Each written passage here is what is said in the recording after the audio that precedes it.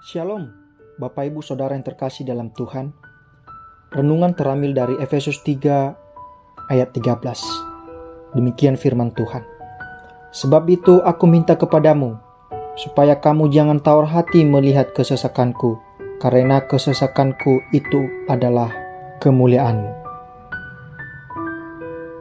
Bapak Ibu, masalah adalah bagian dari kehidupan manusia, tanpa terkecuali. Jadi kita tidak dapat menghindar atau lari dari masalah tersebut.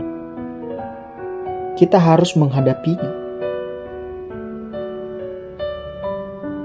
Jadi dalam hal ini mungkin kita berpikir,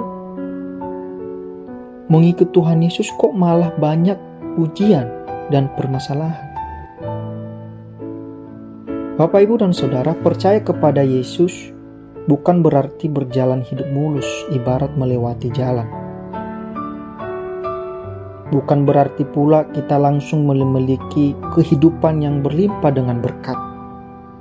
Justru pada saat kita orang Kristen, kita harus siap dengan segala konsekuensinya. Tuhan Yesus berkata dalam Matius 16 ayat 24, setiap orang yang mau mengikuti aku, ia harus menyangkal dirinya, memikul salibnya dan mengikut aku. Bapak Ibu, dengan adanya masalah demi masalah yang menghiasi perjalanan hidup kita, bukan berarti Tuhan tidak mengasihi dan memperdulikan kita.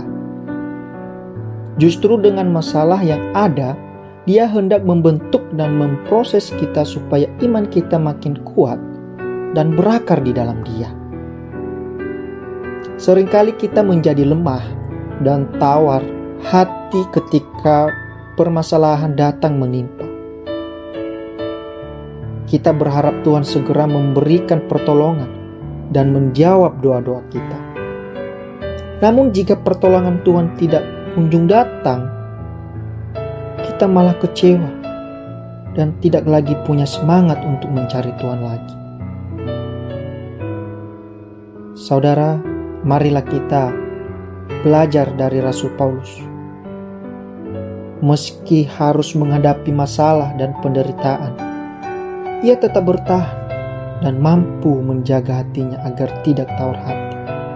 Paulus tahu pasti bahwa penderitaan yang dialaminya itu tidak sebanding dengan kemuliaan kekal yang Tuhan sediakan kelak. Inilah yang menjadi kekuatan Paulus.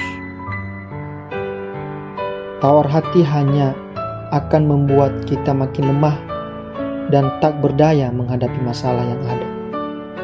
Jadi, marilah kita menghadapi setiap masalah yang ada dalam kehidupan kita melalui dengan penuh keyakinan dan penuh iman. Mari kita mengandalkan Tuhan dalam setiap masalah-masalah yang kita hadapi. Dan jangan hanya karena masalah kita menjadi mundur dan meninggalkan Tuhan. Kiranya Tuhan memberkati.